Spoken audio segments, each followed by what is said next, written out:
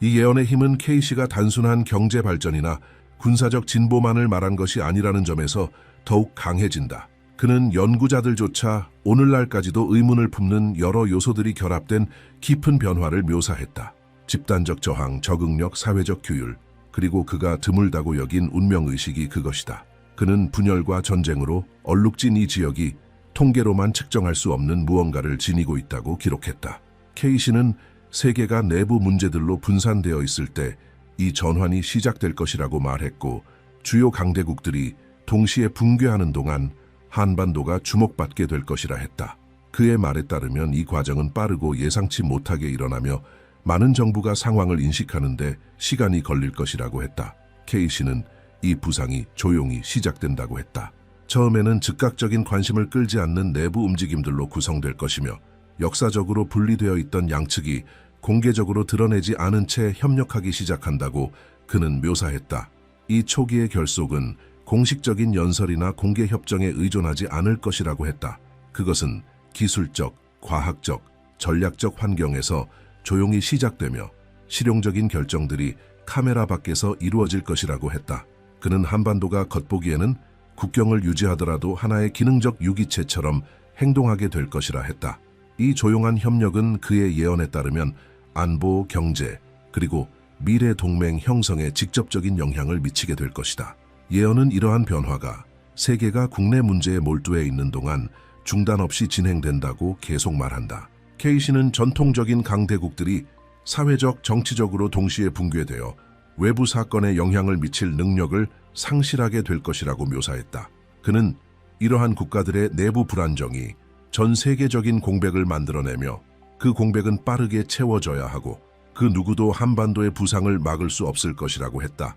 K씨는 이 시기 동안 한국이 핵심 분야에서 안정성과 효율성을 보여주며 세계적 혼란 속에서 국제적인 주목을 받게 될 것이라고 강조했다. 이 예언의 영향력은 K씨가 묘사한 세계의 반응을 통해 더욱 커진다. 그는 각국 정부가 한반도를 놀라움, 망설임, 때로는 안도감으로 바라보기 시작할 것이라고 말했다. 국제적 혼돈 속에서 세계는 빠르고 안전하며 명확한 결정을 내릴 수 있는 지역을 찾게 될 것이며, 그 역할을 유일하게 할 수 있는 곳이 한국이라고 그는 믿었다. 그는 이러한 움직임이 외교적 캠페인이나 이념적 대결이 아닌 필요에 의해 발생할 것이라고 했다. 각국은 한반도가 국제적 붕괴의 시대에 유일하게 안정성을 제공할 수 있는 곳이라는 사실을 깨닫게 될 것이라 그는 예언했다. 이 예언 단계에서 가장 도발적인 지점은 K씨가 이 움직임의 상징적 중요성을 묘사하는 방식이다. 그는 한반도의 부상을 전 세계가 역사적 전환의 시작으로 해석하게 될 것이라고 말했다. 지금까지 이 지역을 무시해온 사회들이 이제는 국가 재편성의 본보기로 새로운 기준으로 바라보게 될 것이라 했다. 이 변화는 정부, 과학자, 분석가, 종교 지도자들까지도 놀라게 하며 왜 이 땅만이 번영할 수 있었는가에 대한 전 세계적인 논쟁을 불러일으킬 것이라고 기록했다. 그리고 K씨에게 이 질문은 훨씬 더 거대한 어떤 것의 시작일 뿐이라고 했다. 한반도의 변화는 수십 년간 분단된 두 지역이 공동으로 움직이기 시작하면서 시작된다고 K씨는 예언했다. 공식적으로는 서로 다른 국경과 담론을 유지하더라도 실제로는 하나의 방향으로 작동하기 시작한다는 것이다. 이러한 접근은 공개적 행사나 의례에서 비롯되지 않고 기술적 군사적 위치에 있는 이들의 전략적 결정에서 비롯된다고 했다. 그는 이러한 협력이 외부의 압박과 변화하는 지역 균형 속에서 살아남아야 한다는 인식에 대한 공동 반응으로 태어날 것이라 했다. 이 조용한 결속은 산업, 기술, 물류 영역에서 빠르게 진전할 수 있는 통합 구조를 만들어내게 된다. 기록된 예언에 따르면 이러한 초기 협력은 전 세계적 위기가 강대국들의 행동을 제한하기 시작할 때 더욱 강화된다. K씨는 이때 한반도가 드문 기회를 인식하게 된다고 했다. 다른 나라들이 내부 불안정으로 바쁘게 될 동안 한반도는 수년간 준비해온 경제적, 과학적 기반을 공고히 할 수 있다고 했다. 이는 전례 없는 전략적 도약으로 이어진다고 그는 말했다. 양측은 자원을 공유하고 공동 프로젝트를 확장하며 공개되지 않은 상태로 되돌릴 수 없는 계획들을 전개하기 시작한다. 이 과정은 국제 분석가들을 놀라게 할 새로운 지역적 힘의 출현을 의미한다. K씨는 이 블록의 성장을 전 세계적으로 가속화되는 긴장 상황과 연결지었다. 그는 2028년에서 2030년 사이 미국이 극심한 불안정 상태에 빠져들며 외교 정책을 스스로 통제할 수 없는 지경에 이른다고 묘사했다. 내부 집단 간의 심각한 분열, 끝나지 않는 정치적 교착 상태, 전국적인 시위, 그리고 전략적 결정을 가로막는 경제 위기를 언급했다. 이 시기에 미국은 국제 협약을 유지하거나 새로운 갈등에 효과적으로 대응하는 데 어려움을 겪게 되며 그 결과 다른 지역 강국들이 미국이 담당하던 역할을 대신하게 되는 공간이 생긴다고 K씨는 기록했다. 예언은 중국도 비슷한 위기에 직면한다고 전한다. 그는 중앙정부의 권위를 도전하는 내부 긴장이 커지며 정치적 분열, 지역 간 경제 갈등, 분리주의 운동, 그리고 환경 및 생산 위기와 연결된 인구 압력이 동시에 나타날 것이라 했다. 이에 따라 중국은 해외 활동을 대폭 축소하고 내부 안정에 집중하게 되며 미국과 중국이라는 두 초강대국이 동시에 퇴조하면서 국제 질서는 빠르게 불안정해진다고 예언했다. 이 시기는 K씨에 따르면 주요 강대국들이 지정학적 통제력을 거의 상실하는 시기이다. 세계가 이 혼란을 파악하려 애쓰는 사이 한반도는 조용히 전진하면서 협정을 체결하고 전략적 동맹을 구축하며 영향력을 넓혀간다고 그는 묘사했다. 이 부상은 전면적인 충돌이 아닌 기존 초강대국들이 대응할 수 없는 상황에서 이루어지며 내부 문제에 갇힌 그들의 부재가 한반도의 새로운 리더십의 자리를 열어준다고 K씨는 강조했다. K씨는 이 시기를 결정적인 전환점으로 보았다. 수십 년 만에 주요 강대국들이 동시에 취약해지는 첫 순간으로 이 변화가 얼마나 빠르게 진행될지를 국제 분석가들이 예측하지 못할 것이라고 말했다. 그의 예언에 따르면 불과 몇 년 만에 한반도는 아시아에서 가장 안정적인 지역으로 떠오르게 되며 반대로 미국과 중국은 오랜 기간 동안 제도적 불안정에 시달리게 된다. 이 예상치 못한 역전은 대륙 전역의 정치적 변화를 일으키고 이후 전 세계로 퍼져나가는 계기가 된다고 K씨는 밝혔다. 이 전환의 영향은 전 세계에 분명히 드러난다. 각국 정부는 권력 관계의 흐름이 바뀌고 있다는 것을 자각하게 되며 주변 국가들은 동맹을 재정비하고 외교적 우선순위를 재조정하게 된다. 이 시기 한반도는 안정성과 규율의 상징으로 부각되며 새로운 신뢰할 수 있는 파트너를 찾는 국제협상의 중심지가 된다. 이전까지 불안정한 지역으로 인식되던 이 땅은 이제 지정학적 판도의 가장 중요한 조각으로 받아들여지게 된다. 이러한 변화는 세계 여러 나라로 하여금 한반도가 새롭고 영향력 있는 역할을 수행하고 있음을 인정하게 만든다. K씨는 이러한 현실이 구체화되면서 기존의 글로벌 협정들이 점차 힘을 잃는다고 예언했다. 경제 블록들은 재편되고 방위 조약은 재검토되며 국제기구들은 새로운 흐름에 적응하는 데 어려움을 겪는다. 일부 국가는 고립을 선택하고 또 다른 나라들은 새로운 지정학 질서가 확립되기 전에 한반도에 다가가려는 움직임을 보인다. 이 영향력을 둘러싼 경쟁은 더욱 강한 변화를 예고하는 긴장 상태를 만들어낸다. 미국과 중국이 내부 붕괴에 빠져 있는 사이 한반도는 세계를 놀라게 할 새로운 역할을 수행하기 시작한다. 바로 글로벌 의사결정의 중심으로 떠오르는 것이다. K씨에 따르면 이 부상은 전통적인 외교나 느린 전략적 확장에 의한 것이 아니라 오히려 어떤 국가도 제공할 수 없는 요소들을 한반도가 제공할 수 있기 때문에 가능한 일이다. 그 요소들은 바로 안정성, 기획력, 그리고 객관성이다.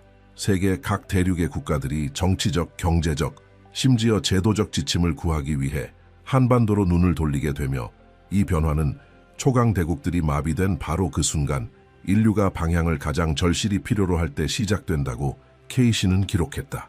기록에 따르면 한반도의 새로운 중심성은 단순한 지역적 힘에서 비롯되는 것이 아니다. K씨는 세계가 이 지역을 갈등 조정의 중재지로 인식하게 될 것이라 말했다. 그 이유는 한반도가 글로벌 이념 대립에 얽매이지 않는 중립성과 실용성을 갖춘 유일한 땅으로 보이게 되기 때문이라고 했다. 그는 유럽에서의 동시다발적 위기, 중동의 장기적인 긴장, 라틴 아메리카에 되돌릴 수 없는 분쟁이 전 세계를 신뢰할 수 있는 중재자를 찾아 움직이게 만들 것이라 했고 한반도가 그 요구를 충족시킬 것이라 예언했다. 나머지 국가들이 지속적인 충돌 상태에 있을 때 균형감 있게 행동할 수 있는 유일한 지역으로 한반도가 부상한다는 것이다. 이 예언을 더욱 강력하게 만드는 점은 K씨가 이 권력 이동이 매우 빠르게 거의 국제적 저항 없이 일어날 것이라고 본 점이다.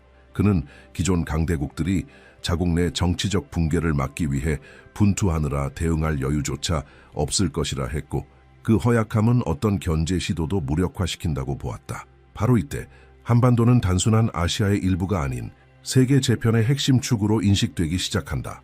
전략 논의의 중심도 기존의 역사적 수도에서 한국의 주요 도시들로 옮겨가며 여러 대륙의 외교관, 전문가, 협상가들이 모여들게 된다고 그는 예언했다. 케이시는 이 한반도의 부상이 아주 드문 지도자의 등장 없이는 완성되지 않는다고 덧붙였다. 그는 이 인물을 남과 북 양측 모두에게 존경받는 존재로 묘사했다. 과거에는 절대로 대화를 나누지 않던 집단들을 하나로 모을 수 있는 인물로, 전통 정치 엘리트 출신이 아닌 비범한 이력과 독자적인 판단력으로 주목받는 리더라고 했다. 그는 이 인물이 세계적으로 신뢰받는 결정을 내리는 리더로 부각되며 기존 세계 지도자들이 신뢰를 잃어가는 시점에 진정한 대안으로 떠오르게 된다고 말했다. 수년 전에는 상상조차 할 수 없었던 방식의 제안을 내놓으며 단절없이 협상을 이끌어내는 능력으로 국제적 주목을 받게 된다고 케이시는 기록했다. 그는 이 지도자가 한반도의 새로운 시대를 상징하게 되며 국제적 주목을 받고 다양한 지역의 갈등 해결에 초대될 것이라고 말했다. 케이시는 이 지도자가 당시 형성될 동맹들에 직접적인 영향을 미칠 것이라 기록했다. 외교적 위기에 직면한 국가들은 그의 중재를 요청하고 분쟁 중인 나라들은 그의 감독해 대화를 시도하게 될 것이라고 했다. 그는 이 지도자가 군사력으로가 아니라 행정적 전략적 능력으로 세계적 기준이 될 것이라고 강조했다. 특히 눈에 띄는 점은 케이시가 이 지도자의 등장을 불가피한 것으로 묘사했다는 것이다. 그는 어떤 국가도 이 지도자의 정치적 영향력 성장을 막을 수 없다고 말했다. 세계가 그의 안정성에 의존하게 될 것이기 때문이다. 케이시는 이 지도자가 등장할 시점이 바로 지구가 되돌릴 수 없는 붕괴 직전에 있는 순간이라고 보았으며 국제사회가 그에게 두는 신뢰가 전 세계 권력 구조를 직접적으로 변화시킬 것이라고 했다. 기존 국제기구들은 위기에 대응하지 못하는 반면 이 새로운 정치 중심지는 과거 강대국들이 담당하던 책임을 맡게 될 것이라고 기록했다. 에드가 케이시는 한반도의 정치적 외교적 부상 이후 진정으로 세계 운명을 바꾸는 단계가 올 것이라고 예언했다. 바로 서울을 중심으로 한 새로운 글로벌 질서가 만들어지고 평양까지 확장되는 단계이다. 그는 기존 국제 의사결정 중심지들이 내부 분쟁과 동시적 위기 처리 능력 부족으로 영향력을 잃기 시작한다고 했다. 이런 상황에서 한반도는 다자기구가 맡던 기능을 수행할 가장 준비된 지역으로 떠오르게 된다. 케이시는 여러 대륙의 국가들이 안전성과 조직력, 행정적 연속성을 보장할 수 있는 유일한 지역으로 서울의 사무소, 위원회, 국제기구 본부를 이전하게 될 것이라고 기록했다. 이러한 전환은 전통적 구조의 붕괴 압력 속에서 빠른 단계로 진행될 것이라고 했다. 케이시는 이전에 단순히 국가 중심지로 여겨지던 도시들이 세계적 중심지로 변모할 것이라고도 예언했다. 그는 서울이 글로벌 기관들을 수용하도록 재구성되며 외교관, 과학자, 전략가, 국가 원수들이 지속적으로 오가는 도시가 될 것이라 했다. 서울은 세계 경제, 정치, 기술 관련 주요 결정이 이루어지는 봉어지가 될 것이며 이러한 변화는 기존 강대국들이 최소한의 안정조차 제공할 수 없는 상황에서 불가피하게 나타날 것이라고 기록했다. 한반도는 세계가 지속적 교착 상태에 있는 동안 구체적 성과를 보여주며 그 자리를 차지하게 된다는 것이다. 예언은 평양을 언급하면서 더욱 강력해진다. 그는 평양이 세계 과학의 새로운 중심지가 되어 기존 한계를 뛰어넘는 연구를 수행하게 될 것이라고 했다. 국제기관들이 이곳으로 이전하게 되는 이유는 천연 자원, 전략적 준비, 그리고 한반도의 조용한 통합 이후 축적된 기술적 역량의 결합 때문이라고 케이시는 설명했다. 평양에는 물리학연구소, 생명공학센터, 에너지연구소, 글로벌 연구기관들이 자리 잡아 전 세계 전문가들을 끌어들이게 될 것이라고 했다. 이러한 환경 속에서 개발되는 새로운 기술들은 세계 경제의 작동 방식을 직접적으로 변화시키게 될 것이라고 기록했다. 케이시는 이 예언에서 가장 충격적인 부분으로 화석 연료 기반의 기존 세계 에너지 모델을 완전히 대체할 새로운 형태의 에너지 출현을 언급했다. 그는 남부의 기술과 북부의 자원의 결합이 전례 없는 에너지 체계를 개발하게 할 것이라고 했다. 이 발견으로 한반도는 절대적 리더십을 확보하게 되며 다른 어떤 국가도 이 과정을 빠르게 재현할 수 없다고 기록했다. K씨는 이 새로운 에너지가 전 세계적으로 채택되어 세계가 한반도에 직접적으로 의존하게 될 것이라고 밝혔다. 그는 이러한 의존이 강제의 결과가 아니라 필요에 의한 것이라고 했다. 에너지 위기에 직면한 국가들은 한반도와 즉각적인 협정을 맺어 새로운 기술에 접근하려 할 것이다. K씨는 한반도가 전 세계 전력 공급, 첨단 시스템, 산업용 장치를 제공하는 중심지가 되어 최근 역사에서 전례 없는 기술적 지배력을 갖게 될 것이라고 기록했다. 한반도는 세계적 에너지 공급망 구축을 주도하며 수년 내에 전체 경제를 재편할 능력을 갖게 된다고 했다. 또한 K씨는 반도체, 인공지능, 통신, 자동화 시스템 등 전략적 핵심 분야에 대한 통제력도 강화될 것이라고 기록했다. 이러한 기술적 우위는 한반도가 글로벌 협정, 규제, 기준 설정에 직접적인 영향력을 행사할 수 있는 기반을 제공하며 다른 국가들은 한반도의 속도에 맞춰 경제를 조정하지 않으면 고립될 수밖에 없다고 했다. 변화는 매우 급격하여 기존 산업 중심지는 영향력을 잃고 서울과 평양이 세계적 기준점으로 부상하게 된다. K씨는 한반도의 기술적 부상이 국제적 접근 경쟁을 촉발할 것이라고도 언급했다. 각국은 최소한의 참여를 확보하기 위해 양자협정, 경제조약, 전략적 파트너십을 모색하게 될 것이며 한반도는 이 새로운 글로벌 네트워크에 참여할 국가를 신중히 선택하게 된다. 이는 과거 세계 의제를 주도하던 국가들 사이에 조용한 경쟁을 유발하며 글로벌 재편은 전 지구적 지정학 지도를 완전히 재정해야 하게 된다고 K씨는 예언했다. 에드가 K씨는 서울이 글로벌 기능을 맡고 평양이 과학 중심지로 부상한 이후 세계가 전혀 예상치 못한 현상이 일어날 것이라고 예언했다. 바로 수백만 명의 사람들이 안전, 미래를 찾아 한반도로 이동하는 대규모 이주가 시작되는 것이다. 그는 이 이주가 원활하게 이루어지지 않고 이전에 국제 무대를 주도하던 지역들이 기본적 생활 조건을 상실하면서 절박하고 급박한 형태로 전개될 것이라고 기록했다. 각국은 주민들이 거주할 수 없는 위기에 직면하며 사람들은 세계가 붕괴하는 동안 유일하게 정상적으로 기능하는 한반도로 이동할 것이라고 K씨는 강조했다. 예언에 따르면 이 이동은 처음에는 소규모 집단으로 시작되지만 시간이 지나면서 전례 없는 규모로 확대된다. K씨는 2035년경 여러 대륙에서 수백만 명이 한반도로 이동할 것이라고 했다. 미국 시민들은 정치적 경제적 붕괴 때문에, 유럽인들은 내부 붕괴와 기반 시설 상실 때문에, 아시아인들은 영토 분쟁과 심각한 환경 위기 때문에 이동할 것이라고 했다. 아프리카와 중동 국가 출신들도 생존을 위해 이동하게 되며 이 모든 흐름은 단일 방향으로 진행된다. 이 이주는 질서 정연하게 이루어지지 않는다. 끝없는 대기, 압박받는 국경, 국제 시스템의 무력함 속에서 전개되며 서구 도시들은 몇 년 만에 상당한 인구를 잃게 된다. 가족들은 땅을 떠나고 기업들은 문을 닫으며 전체 지역 사회가 비게 된다. K씨는 이 이동이 한반도가 장기 위기를 견딜 수 있는 유일한 안정적 구조, 기능적 경제, 정치적 안전성을 제공한다는 명확한 인식에 의해 촉발된다고 기록했다. 동시에 한반도 자체도 내부적 도전에 직면한다. 그는 남북 통합 과정에서 갈등이 발생하며 정치적 대립, 행정적 분쟁, 급격한 변화를 받아들이지 않는 집단의 저항이 나타날 것이라고 했다. 이 단계는 고도의 긴장 상태, 산발적 충돌, 이념적 불일치로 특징 지어지며 새로 확보한 안정성을 위협할 수 있다. K씨는 이 시기가 결정적 순간이며 한반도가 진정으로 세계적 위치를 유지할 수 있는 역량을 갖추었는지 시험하는 단계가 될 것이라고 예언했다. 그는 전략적 통합 과정이 내부와 외부 양쪽에서 방해를 받을 것이라고 예언했다. 정치적 집단들은 통제권을 회복하려 시도하고 통합에 반대하는 움직임이 다양한 지역에서 발생하며 심지어 외국 국가들조차 잃은 영향력을 되찾기 위해 한반도 통합 과정에 개입하려 할 것이라고 K씨는 기록했다. 이 시기는 긴장이 고조되어 인적 구조적 피해가 발생할 수 있으며 한반도는 미래를 위태롭게 하지 않기 위해 강력한 조직력과 규율을 보여야 한다고 했다.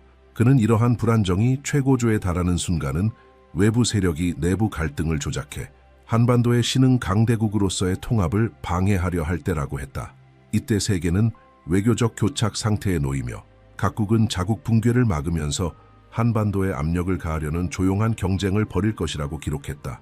K씨는 이 시기가 새로운 질서에서 가장 취약한 순간이며 한반도가 진보를 유지할지 아니면 전 세계 혼란 속으로 끌려갈지 결정되는 중요한 단계라고 강조했다. 가장 결정적인 부분은 한반도의 최종 대응이다. 그는 긴장 속에서도 한반도가 내부 분열 시도를 극복할 수 있다고 했다. 자원, 인구 규율, 기술 발전, 새로 등장한 지도력의 결합이 외부 간섭을 견딜 수 있는 구조를 만들어낸다고 기록했다. 세계가 지나치게 분열되어 효과적인 반대 세력을 조직할 수 없기 때문에 가능하다고 케이시는 설명했다. 기존 강대국들은 자국 붕괴 방지에 몰두하는 사이 한반도는 조용히 힘을 키워가는 것이다. 케이시는 이 격렬한 단계를 거친 뒤 한반도가 더욱 견고해질 것이라고 기록했다. 내부 위기는 점차 완화되고 인구는 새로운 통합 정치 구조를 받아들이게 된다. 이 시기는 가장 격렬한 저항의 종식을 의미하며 빠른 내부 재건 단계의 시작을 나타낸다. 한반도는 세계 안정의 중심지로서의 위치를 확고히 하며 이전 단계에서 예언된 변화를 완성하게 된다. 케이시는 이 시기를 한반도가 지구에서 가장 안전하고 기능적인 지역이 되는 순간으로 보았다. 그는 세계가 여전히 혼란 속에서 생존을 모색하는 동안 한반도는 내부 긴장, 외부 압력, 대규모 이주를 성공적으로 극복할 것이라고 기록했다. 이러한 승리는 그의 예언에서 마지막 단계를 알리는 신호가 되며 한반도는 지구의 최종 균형점으로 자리 잡게 된다. 케이시는 한반도가 가장 위험한 변혁 단계를 통과한 후 세계 미래에서 결정적 역할을 수행할 단계에 도달한다고 했다. 지구가 정치적 불안정, 경제 붕괴, 연속적인 환경 재앙을 겪는 동안에도 한반도는 다른 국가들이 견디지 못할 압력을 견딜 수 있는 유일한 지역이 될 것이라고 기록했다. 그는 이 저항력이 단순히 기술이나 군사 전략에서 비롯되는 것이 아니며 세 가지 근본 요소가 이를 가능하게 한다고 말했다. 지리적 안정성, 자급 능력, 그리고 집단적 심리적 강인함이다. 한반도의 지리적 위치는 다른 어떤 지역도 갖지 못한 이점을 제공한다. 케이시는 이 지역이 대륙 전체를 휩쓸 재난에 덜 영향을 받는다고 했다. 전 세계적으로 강력한 지진, 극심한 폭풍, 파괴적 기후 사건이 발생하겠지만 한반도는 상대적으로 적고 통제 가능한 영향을 받게 된다. 이러한 안정성은 인간 생존의 결정적 요소가 되며 환경 재난이 끊임없이 이어질수록 그 중요성은 더욱 커진다고 케이시는 기록했다. 또한 그는 한반도가 자급자족 수준에 도달하여 세계 무역이 붕괴하더라도 독립적으로 생존할 수 있다고 했다. 첨단 기술, 재분배된 자원, 생산 체계의 재조정이 결합되어 한반도는 외부에 의존하지 않고도 자체적으로 유지될 수 있는 지역이 된다.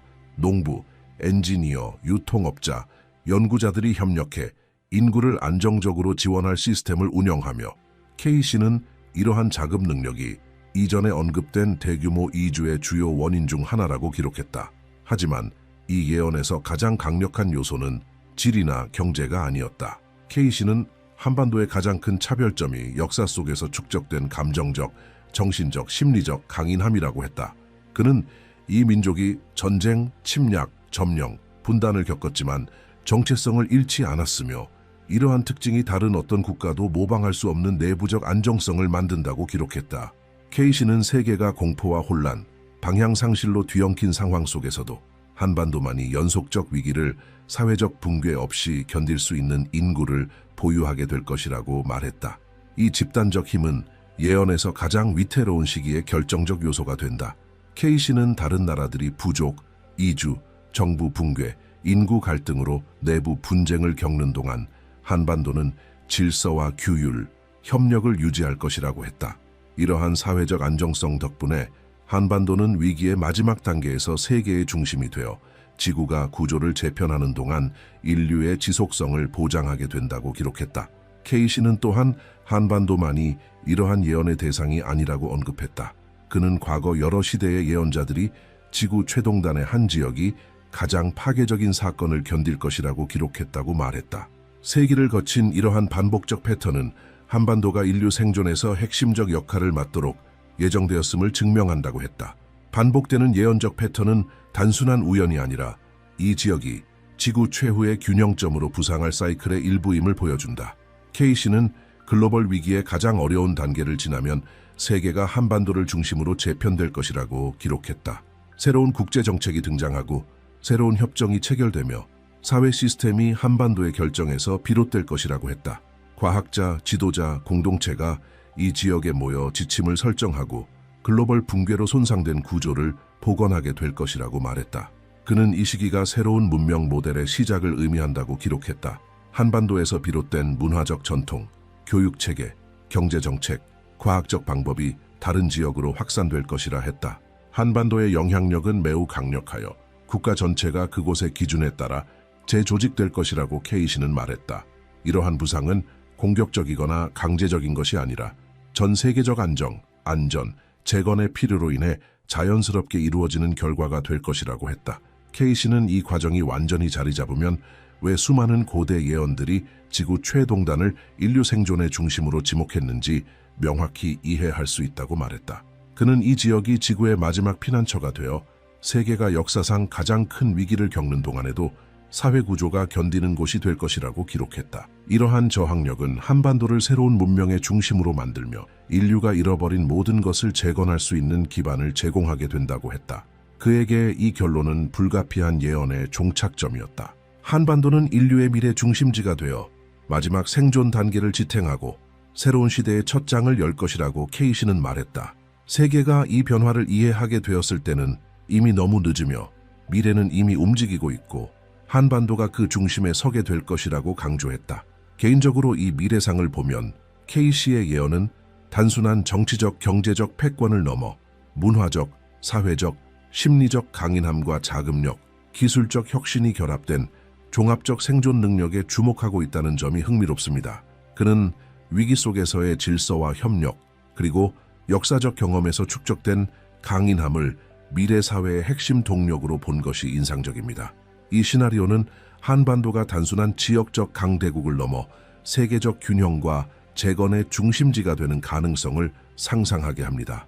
신디 제이콥스가 처음으로 북쪽에서 조용한 몰락이 올 것이라고 언급했을 때 거의 아무도 그녀의 말을 진지하게 받아들이지 않았다. 그때는 1994년이었고 한반도는 여전히 일상에 얽매여 있었다. 그녀는 그 땅에서 가장 강력한 세력이 갑작스럽게 무너질 것이라고 예언했다. 북쪽의 가장 큰 별, 이 아무런 경고 없이 빛을 잃을 것이며 마치 시간 자체가 한 시대를 뿌리째 뽑아내는 듯한 순간이 올 것이라 말했다. 거의 주목받지 못했지만 김일성의 갑작스러운 죽음이 대륙을 마비시키며 그 예언은 현실이 되었다. 신디에게 그 사건은 단순한 역사적 사건이 아니었다. 이미 진행 중이던 더 큰 변화의 첫 신호였다. 정치적 원인을 두고 분석가들이 논쟁을 벌이는 동안 신디는 사건의 또 다른 층을 바라보며 말했다. 큰 몰락은 시대를 나누는 이정표처럼 작용한다고. 그녀는 특정 사건들이 보이지 않는 메커니즘을 작동시킨다고 했으며 그것은 아무도 모르게 열리는 문과 같다고 했다. 그녀에게 있어 북한 지도자의 죽음은 한 장의 마침표가 아니라 일련의 흐름을 여는 서막이었다. 그 충격은 아시아 전역에 퍼져나갔고 많은 이들이 수십 년이 지난 후에야 그 여파를 이해할 수 있었다. 그 첫 번째 예언이 실현된 지 수년 후 신디 제이콥스는 믿기 어려운 또 하나의 예언을 공개했다. 그녀는 세상이 손바닥만 한 유리 조각 하나로 부와 영향력, 권력을 얻게 되는 시대에 들어설 것이라 말했다. 당시에는 휴대전화도 존재하지 않았고 컴퓨터는 책상 전체를 차지하고 있었다. 그래서 대부분의 사람들은 그녀의 말을 과장된 예측이라 여겼다. 하지만 신디는 이미 완성된 장면을 보고 있는 듯한 단호함으로 말했다. 그 작은 유리가 사회를 재편하고 새로운 일의 흐름을 만들며 사람들에게 전례 없는 자율성을 부여할 것이라고 했다. 그럼에도 불구하고 거의 아무도 이해하지 못했다. 어떤 이들은 비유라고 생각했고 또 어떤 이들은 너무 막연한 말이라며 흘려들었다. 하지만 신디는 비유를 말한 것이 아니었다. 그녀는 결과를 말하고 있었던 것이다. 그리고 시간은 그녀가 본 그대로를 드러냈다. 한 세대가 지나고 스마트폰이 인간 삶의 중심이 되었다. 일상은 손바닥 안에 들어오는 화면을 중심으로 돌아가기 시작했고 그녀가 아무것도 존재하지 않았던 시절에 묘사했던 그 모습 그대로였다. 그 유리 안에서 비즈니스가 생겨났고 관계가 형성되었으며 경제와 사회 구조 전체가 새롭게 짜여졌다. 이 두 번째 예언까지 실현되자 학자들은 그녀의 말을 다시 들여다보게 되었고 신디가 자신의 예언을 결코 개별적인 사건으로 보지 않았다는 것을 깨달았다. 그녀의 모든 예언은 하나의 특정한 목적지를 향해 수렴하고 있었다. 마치 모든 사건이 이미 완성된 지도를 따라 움직이는 조각들 같았다. 북쪽의 몰락, 기술의 진보, 가속화되는 문화의 변화, 알 것은 정교하게 배열된 흐름을 따르고 있었다. 그녀는 시간이 무작위로 흐르지 않는다고 믿었으며 시간은 주기적으로 순환하고 그중 일부 주기는 보이지 않는 문처럼 열리게 된다고 말했다. 그때부터 신디는 모든 징후가 정확한 한 해를 가리키고 있다고 강조하기 시작했다. 그녀는 어떤 시대는 한계에 도달하면 다른 시대가 시작되며 그 순간 역사는 새로운 주인공을 드러낸다고 말했다. 그녀에게 그 주인공은 개인이 아니라 하나의 국가였고 그 국가는 바로 대한민국이었다. 시간이 흐르면서 그녀의 계시는 점점 더 단호해졌다. 변화의 시점은 이미 정해져 있으며 그 문이 열리는 순간을 어떤 것도 바꿀 수 없다고 했다. 그 시점은 2026년이었다. 신디는 마치 누구보다 먼저 반짝이는 지평선을 본 사람처럼 이 해를 이야기했다. 그녀는 2026년이 위기나 전쟁, 기술 발전을 넘어서는 더 거대한 변화 속에서 한국의 진정한 역할을 드러내는 계시의 주기가 될 것이라 말했다. 그녀에 따르면 한반도는 그 누구도 예측하지 못한 새로운 자리에 놓이게 되며 그것은 인간의 영역을 넘는 힘에 의해 결정될 것이라고 했다. 북쪽의 몰락부터 디지털의 진보까지 그 모든 흐름은 단지 준비에 불과했다. 그래서 오늘날 많은 이들이 그녀의 과거 메시지를 다시 찾아보고 있다. 현재의 사건들이 그녀의 오래된 예언과 맞물리면서 한 문장 한 문장이 새로운 무게를 갖게 된다. 세계가 다시 불안정한 시기로 접어들면서 그녀의 말은 더욱 불길하게 다가온다. 예전엔 멀게만 느껴졌던 일들이 놀라울 정도로 빠르게 현실이 되어가고 있다. 신디는 언제나 말했다. 신에 주목하는 자는 역사가 전환점을 맞이할 때를 알아볼 수 있다고. 그녀는 그때가 지금이라고 말했다. 세월이 흐르면서 신디 제이콥스의 계시를 면밀히 따르던 사람들 사이에서 한 가지 사실이 점점 주목받기 시작했다. 서로 다른 시기, 다른 메시지, 다른 맥락 속에서도 그녀는 언제나 같은 지점을 언급하고 있었다. 주제나 상황이 무엇이든 결국 결론은 한 해로 모아졌다. 처음엔 우연이라 생각한 사람들도 반복되는 언급 속에서 그 의미를 다시 보기 시작했다. 신디는 시간 속에 준비된 하나의 기준점이 있다고 했고 그 순간 더 높은 힘들이 한국을 무시할 수 없는 운명 앞에 세울 것이라 말했다. 그 시점은 언제나 피할 수 없는 전환점으로 언급되었으며 그녀에 따르면 앞으로 벌어질 모든 일은 이 지점을 바라보지 않고는 이해될 수 없다고 했다. 신디가 반복적으로 언급한 그 해 불편할 정도로 정확했던 그 연도는 2026년이었다. 그녀에게 그것은 추측도 논리적 추론도 아니었다. 신디는 이 시기가 일종의 영적 관문처럼 작용한다고 말했다. 그것은 세상의 특정 요소들이 정렬될 때만 열리는 문이며 그 문 앞에 바로 한국이 서 있다고 했다. 그녀의 계시에 따르면 이것은 단순한 사회적 혹은 정치적 변화가 아니라 눈에 보이지 않는 구조를 흔드는 깊은 움직임이었다. 이 움직임은 완전히 새로운 순환을 한국 민족에게 시작하게 할 것이며 마치 오랜 시간 조용히 준비되어 온 계획이 마침내 실행되는 순간 같았다. 신디는 몇몇 해는 경계선처럼 기능한다고 말했다. 그 이전에는 성장, 갈등, 조정, 혼란이 있고 그 이후에는 정의, 명확성, 책임이 따르게 된다는 것이다. 그녀에게 있어 2026년은 그런 경계선이었다. 북쪽의 붕괴부터 기술혁명에 이르기까지 지금까지의 모든 사건들은 하나의 과정이었다. 그리고 그녀는 이 과정이 결코 우연이 아니라고 강조했다. 일상을 살아가는 이들에겐 감지되지 않는 정밀한 동기화가 있었고 영적 주기의 흐름을 이해하는 사람에게는 그것이 뚜렷이 보인다는 것이다. 이 동기화는 한국을 중심에 놓았고 그것은 군사력이나 경제력이 아닌 신디가 부름의 선이라고 부른 것 때문이었다. 이 부름의 선은 전환의 시기에 다른 나라들을 이끌 운명을 지닌 국가들을 위한 길이었다. 신디는 자신이 이 구조를 어떻게 인식했는지 설명할 때 해석이나 상징을 넘어선 영적 인식을 말하곤 했다.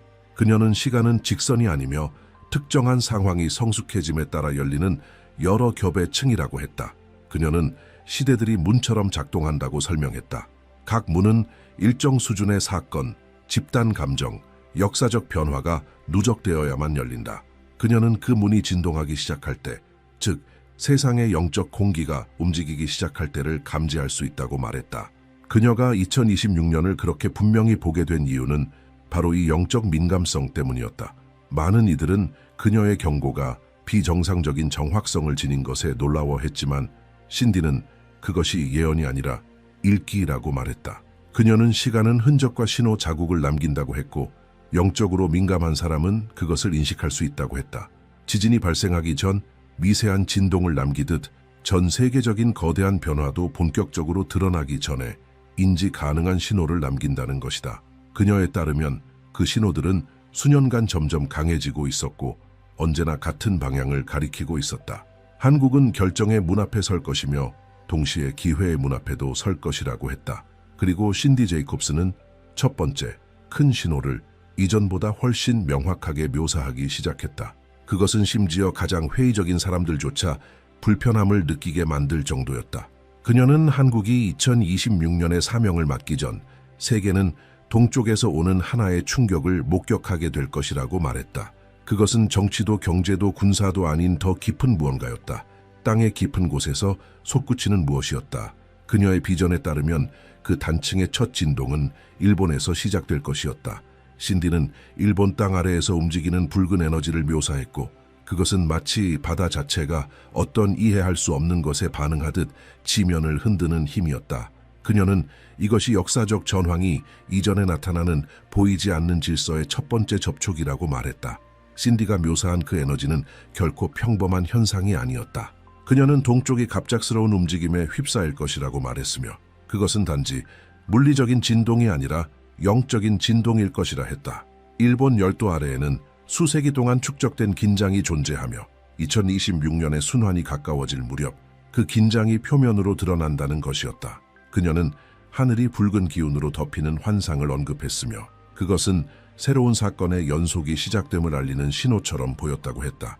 일본은 결말의 지점이 아니라 한반도를 운명으로 밀어넣는 반가소였다. 그 상징적 진동은 일본 땅 아래 깊은 곳에서 무언가가 끊어지며 오랫동안 잠들어 있던 힘들이 활성화되는 순간이었다. 그녀는 일본이 기울어지는 나라로 오랜 압력과 싸우는 가운데 바다마저 평소와는 다른 움직임을 보이게 될 것이라고 묘사했다. 그것은 지정된 해의 문이 곧 열릴 것이라는 가장 명확한 경고였다. 그녀의 시각에서 일본은 이 지역의 재균형 순환이 시작되는 지점이며 그 첫 번째 충격을 감당해야 할 곳이었다. 신디가 말한 동쪽의 붕괴는 완전한 파멸이 아니라 한국 민족에게 직접적인 영향을 미치는 변화의 시작이었다. 많은 사람들이 그녀의 말을 자연재해에 대한 경고로만 받아들였지만 신디는 그보다 훨씬 더 깊은 의미를 강조했다. 그녀는 일본이 흔들릴 때 한반도 주변에서 무언가가 깨어날 것이라고 말했다.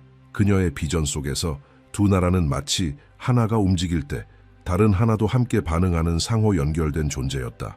동쪽이 기울 때 한국은 일어설 것이다. 그녀는 이 대조를 강한 확신으로 설명하며 일본을 흔드는 힘과 같은 에너지가 한반도에서는 완전히 다른 방식으로 작용하게 될 것이라고 했다. 이것은 결코 다른 나라에 대한 승리나 경쟁으로 해석되어서는 안 된다고 그녀는 강조했다. 이는 그 지역의 영적 균형이 자연스럽게 반응하는 현상이었다. 그녀의 관점에서 영적으로 무게가 실린 한 지역이 쇠퇴할 때 다른 지역이 그 자리를 채우게 된다. 신디는 일본이 오랜 시간 억눌려 있던 무게에 굴복하게 될 그 순간 한국이 앞으로 밀려 나올 것이라고 말했다. 마치 거대한 저울 위에서 한쪽이 내려가면 다른 쪽이 올라가는 장면을 하늘에서 내려다보는 것처럼 그녀는 이 과정을 묘사했다. 그것은 피할 수 없는 흐름이었다. 신디가 묘사한 이 변화의 강도는 단순한 지리적 전환이 아니라는 것을 분명히 했다. 그것은 훨씬 더 큰 무엇이었다. 그녀는 일본에서의 진동이 직접적인 신호, 곧 부름과 같은 것이라고 설명했다. 그것은 한국이 자신의 계시의 순환 안으로 들어가고 있다는 표시였다. 그녀는 언제나 강조했다. 동쪽의 움직임을 두려움으로 보지 말고 분별력으로 바라보라고. 일본이 자기 안의 불안정성과 마주하게 될 때 한국은 자신이 전혀 다른 역할로 위치 지어지고 있음을 깨닫기 시작할 것이라고 했다. 신디에 따르면 일본과 한국 사이의 관계는 변화가 이미 시작되었음을 알리는 첫 번째 거대한 신호가 될 것이라고 했다. 그녀는 동쪽의 흔들림이 가장 크고 가장 분명하며 결코 무시할 수 없는 경고음이 될 것이라 말했다. 그녀의 비전에서 본 붉은 에너지는 한 시대의 끝을 알리는 동시에 다음 시대의 시작을 나타내는 경고였다. 신디는 그 신호가 현실이 되는 순간 자신이 보았던 모든 다른 장면들도 마치 하나의 바둑판 위의 말처럼 움직이기 시작할 것이라 했다. 바로 이 지점에서 그녀의 경고는 더 거대한 무언가와 연결된다. 동쪽의 진동 이후 한국은 설명할 수 없는 상승의 과정에 들어가게 되며 그것은 단순한 정치나 경제 분석으로는 파악할 수 없는 일이 될 것이라고 그녀는 말했다. 그것은 운명, 시기, 책임으로 표기된 상승이었다. 신디 제이콥스에 따르면 한국은 오래전부터 예정되어 있던 역할을 맡게 되며 그 역할은 일본의 균형이 무너진 이후에야 완전히 드러날 것이다. 이것이 그녀 계시의 첫 번째 클라이맥스였다. 동쪽이 무너지고 한반도가 깨어나는 순간, 이 순간은 다음 징후로 이어지는 문을 연다. 그것은 더욱 깊고 더욱 강력하며 한국 땅과 직접적으로 연결되어 있는 계시다. 일본이 경고라면 그 다음은 활성화다. 그리고 바로 이 활성화가 신디 예언의 다음 흐름의 기초를 이룬다. 신디 제이콥스는 동쪽의 진동 이후 두 번째 주요 움직임이 땅이 아니라 바다에서 올 것이라고 말했다. 그녀는 계시 속에서 한반도 서쪽의 바다가 수세기 동안 잠들어 있던 무언가를 간직하고 있다고 했다. 그 힘은 아직 완전히 드러난 적 없지만 지역의 균형이 무너지는 정확한 시점의 모습을 드러낼 운명이었다. 일본이 기울기 시작할 때 이 에너지는 움직이기 시작한다. 그것은 파괴가 아니라 계시였다. 신디에게 서쪽은 다음 장이 시작되는 장소였다. 그녀는 한반도 서해의 잔잔한 바다 아래에는 깊은 숨결의 지점이 존재한다고 했다. 이 표현은 한반도의 영적 에너지가 집중된 핵심 지점을 설명하기 위해 사용되었다. 그 지점은 때가 될 때까지 감춰져 있을 것이며 그 시기는 동쪽이 무너질 때라고 했다. 한쪽이 무너지면 다른 한쪽이 깨어난다. 그녀는 이렇게 보이지 않는 흐름들이 한국의 역사를 움직여 왔다고 믿었다. 그녀의 환상 속에서 바닷물이 이전과는 다른 속도로 회전하기 시작했고 육지에서는 느낄 수 없는 그 리듬은 자연 너머를 볼 수 있는 자들에게는 분명한 신호로 보였다. 무언가가 떠오르려 하고 있었다. 신디는 이 활성화를 강한 어조로 묘사했다. 서쪽의 바다는 색이 아니라 존재감으로 빛나게 될 것이라 했고 마치 땅속 깊은 곳에서 바다로 향하는 에너지의 흐름이 무언가를 밀어올리는 모습이었다. 그녀는 이 움직임이 바로 한국의 진짜 기반의 각성을 의미한다고 설명했다. 이 기반은 2026년 이후 한국이 맡게 될 역할을 지탱하는 영적 중심이 될 것이며 단순한 물리적 영토가 아니라 영향력의 문제라고 했다. 그것은 사람들을 끌어당기고 사상과 결정들을 모이게 하는 중심지로 지역의 미래를 형성하는 중추가 되는 지점이었다. 신디의 계시에 따르면 그 에너지가 움직이기 시작할 때 한국은 단순히 주목받는 나라가 아니라 찾아지는 나라가 될 것이라고 했다. 그녀는 세계 각국의 사람들이 설명할 수 없는 충동에 이끌려 한반도를 바라보게 될 것이며 혼란한 세계 속에서 감정적, 사회적, 영적인 안정감을 줄 수 있는 장소로 인식하게 될 것이라 했다. 그녀는 이 현상을 희망의 이동이라고 불렀다. 대규모 이주가 아닌 깊은 내면의 갈망에서 비롯된 인간적 움직임이었다. 신디에게 있어 한국은 모든 문제가 사라진 나라가 아니라 불안정한 지역 속에서 가장 단단한 지점으로 자리 잡게 되는 것이었다. 이런 비전은 많은 이들에게 지나치게 과감해 보였다. 그러나 신디는 동쪽이 무너지고 서쪽이 깨어나면 한국은 의도하지 않아도 자연스럽게 피난처가 될 것이라 했다. 그녀는 선택이 아닌 순환이 한국을 그 자리에 놓는다고 말했다. 그녀의 환상 속에서 한반도 위에 하나의 빛이 떠오르고 있었고 여러 나라에서 온 이들이 그 빛을 향해 걸어가고 있었다. 그 발걸음은 절박한 생존이 아니라 새로운 시작을 위한 여정이었다. 불확실한 시대 속에서 의미를 찾으려는 움직임이었다. 이때 한국 내부에서도 변화가 시작된다고 신디는 보았다. 서쪽의 각성은 민족 전체에 대한 새로운 인식을 열게 되고 세계 곳곳에 흩어져 있는 한민족이 다시 조국을 바라보는 내면의 부름을 느끼게 된다고 했다. 그것은 감정이나 이념이 아닌 어떤 깊은 차원에서의 인식이었다. 뭔가 달라지고 있다는 직감, 그리고 조국이 이제는 하나의 역사적 중심으로 변하고 있다는 자각. 그녀는 한반도가 단순한 지리적 위치가 아니라 새로운 글로벌 순환의 기준점으로 떠오른다고 말했다. 서해는 이 흐름의 상징적 배경이었다. 신디는 그 물이 아직 완전히 드러나지 않은 고대의 이야기들을 품고 있다고 했다. 각성이 일어나는 순간 한국은 새로운 영적 숨결을 얻게 된다. 그 숨결은 나라가 역사적 전환의 시기에 리더 역할을 감당할 수 있게 하는 힘이었다. 한반도는 더 이상 세계의 흐름에 맞춰가는 존재가 아닌 오히려 아시아 지역의 새로운 흐름을 주도하는 위치에 오르게 된다. 신디는 이 변화가 군사력 때문이 아니라 목적 때문이라고 강조했다. 그녀는 이 시기를 수렴의 시대라고 불렀다. 사람들, 사상, 지식, 기회들이 마치 보이지 않는 힘에 끌리듯 한국으로 향하게 되는 시기. 지금껏 전략적 위치 때문에 주목받아 왔던 나라가 이번엔 시간과 인내, 그리고 서쪽에서 깨어나는 에너지로 만들어진 자기만의 역할을 수행하게 되는 것이다. 신디는 이를 책임의 재등장이라 불렀다.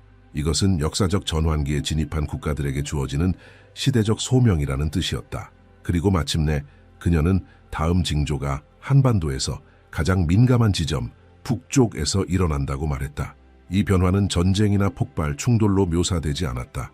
그녀의 비전에선 거대한 전환은 바깥이 아닌 안쪽에서 시작된다. 북녘 땅의 심장에서 무언가가 끊어지기 시작한다.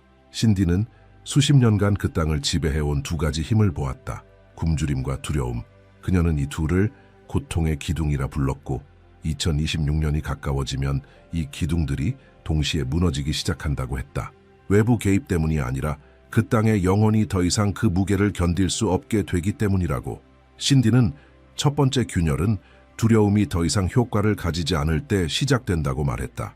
그녀는 언젠가 북한 주민들이 그 끊임없는 위협이 더는 자신들을 통제하지 못한다는 사실을 인식하게 되는 순간이 올 것이라 했다. 정권을 지탱하던 감정의 구조가 조용히 외부 세계에는 거의 감지되지 않지만 내부에 있는 이들에게는 명백하게 무너지기 시작하는 것이다. 신디는 사람들이 처음으로 고개를 들고 마치 스스로의 처지를 전과는 다른 눈으로 보기 시작하는 장면을 보았다고 했다. 그녀는 그 순간을 어둠 위로 비추는 빛의 시작이라고 불렀다. 두 번째 균열은 굶주림에서 비롯되지만 그것은 물리적인 허기가 아니었다. 신디는 그 붕괴가 본질적으로 영적인 것이라고 설명했다. 굶주림이 단순한 생존의 문제가 아니라 불의로 인식되는 전환점이 온다는 것이다. 사람들은 마침내 자신들의 현실이 운명이 아닌 결과라는 것을 깨닫게 되고 이 인식은 정권이 유지해온 가장 깊은 감정적 지탱축을 무너뜨린다. 그 순간부터 신디에 따르면 수많은 이들이 남쪽을 바라보게 된다. 그들이 보는 것은 단순한 번영이 아니라 살아남을 수 있는 가능성이었다. 이 흐름은 신디가 순환의 단절이라고 부르는 현상으로 이어진다. 그것은 혁명도 아니고 침략도 아니며 무기도 존재하지 않는다. 오직 집단의식의 변화였다. 그녀는 비전 속에서 사람들이 국경을 향해 걸어가는 모습을 보았는데 그들은 절박한 탈북자들이 아니라 내면의 결정을 끝낸 이들이었다. 그것은 도망이 아닌 찾아 나서는 행위였다. 어둠에서 빛으로 향하는 전환. 사람들은 강을 건너고 도로를 지나며 들판을 가로지르지만 그 침묵 속의 걸음이야말로 신디가 본 가장 깊은 각성의 상징이었다. 동시에 한국은 새로운 역할을 맡게 된다. 신디는 이것을 책임의 피난처라고 불렀다. 그것은 자비나 동정이 아닌 목적에서 비롯된 피난처였다.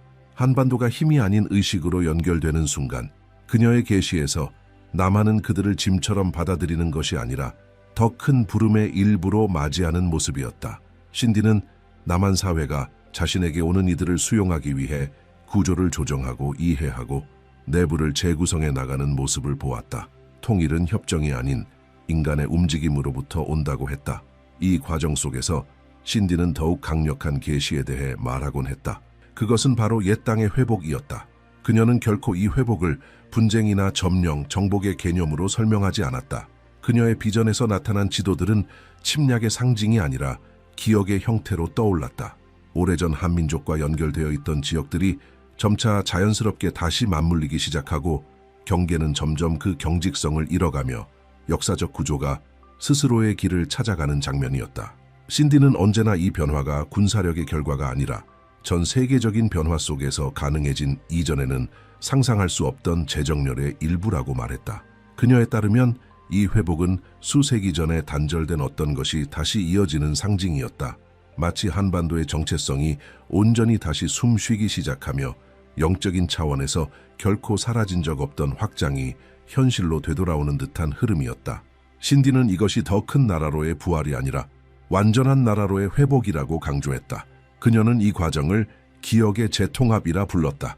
땅과 민족이 서로를 알아보고 받아들이는 순간, 강요도 폭력도 아닌 오래된 순환이 마침내 닫히는 순간이었다. 그리고 신디는 이렇게 말한다. 세 가지 큰 징후가 동시에 움직이기 시작할 때 동쪽이 흔들리고 서쪽이 깨어나며 북쪽이 고통의 기둥을 무너뜨릴 때 그 모든 것을 넘어서는 일이 발생한다고 그녀는 한 인물에 대해 언급했다. 이 인물은 이미 존재하며 이미 사람들 사이에서 살아가고 있지만 일반적인 시선으로는 전혀 보이지 않는 존재다. 그는 정치인이 아니고 종교 지도자도 아니며 유명 인사나 군인도 아니다. 그는 드문 민감함과 한반도가 나아가야 할 방향에 대한 깊은 통찰을 지닌 인물이다.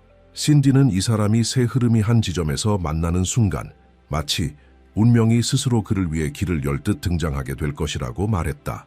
신디는 그 인물을 감정적으로도 매우 구체적으로 묘사했다. 겉으로는 눈에 띄지 않는 평범한 사람이지만 그 존재만으로도 사람들의 마음을 움직이는 힘을 가진 인물, 목소리를 높이지 않아도 군중에게 영향을 줄 수 있는 내면의 무게를 지닌 사람이었다. 그녀는 이 사람이 영적 기억을 지닌 자라고 했다.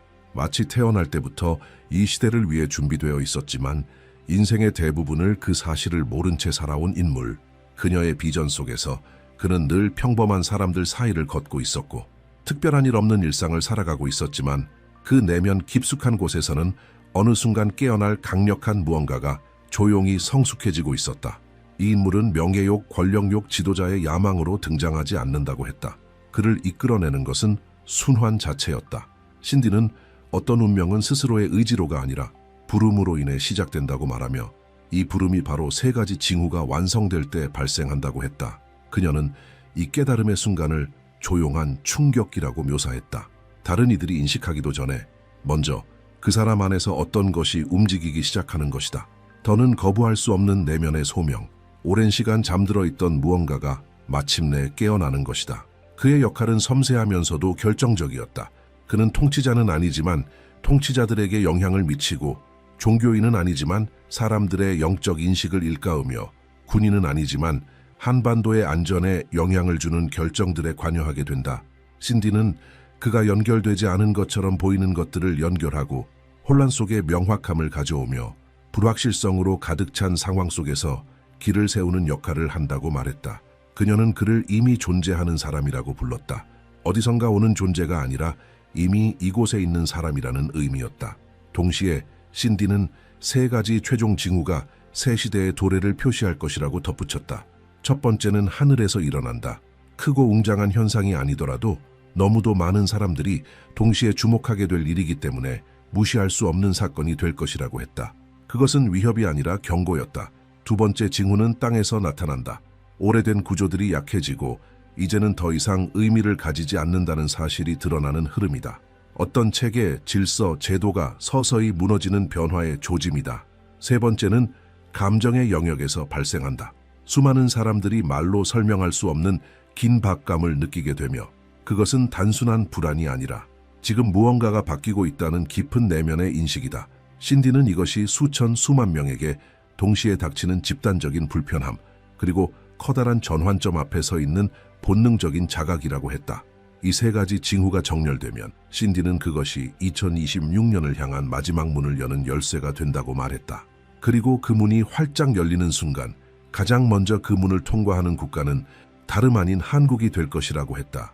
외부의 힘 때문이 아니라 오랜 시간 동안 압박, 저항, 고통, 준비를 통해 이미 다듬어졌기 때문이었다.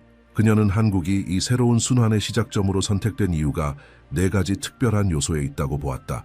기술적 지능, 역사적 회복력, 깊이 있는 문화, 그리고 다가올 무게를 감당할 수 있는 감정적 역량.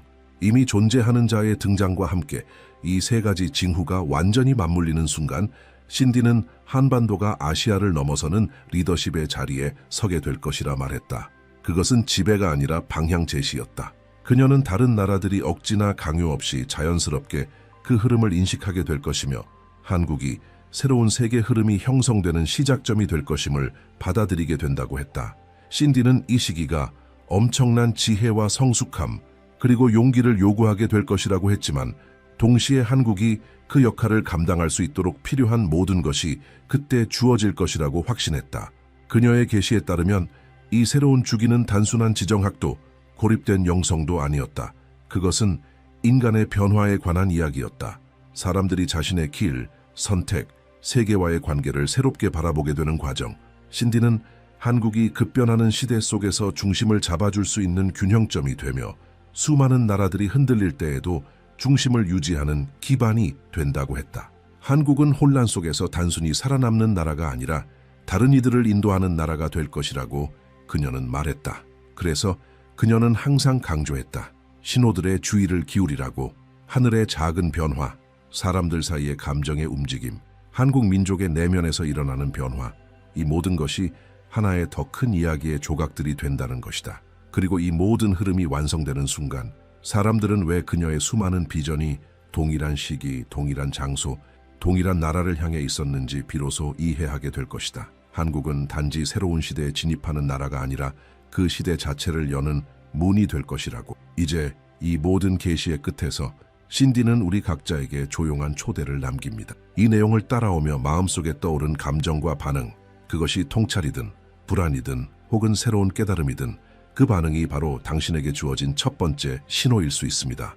어떤 구절이 당신의 내면을 건드렸는지, 어떤 문장이 멈춰 서게 했는지를 나누는 것은 단지 표현이 아니라 함께 해석해 나가는 하나의 여정이 됩니다. 당신의 인식은 또 다른 누군가가 다가오는 시대를 이해하는 데 필요한 열쇠가 될 수 있습니다. 다가올 시기를 더 맑은 시선으로 바라볼 수 있도록 느낀 점을 기록하고 나누어 보세요. 지금이 바로 그것을 시작할 때입니다.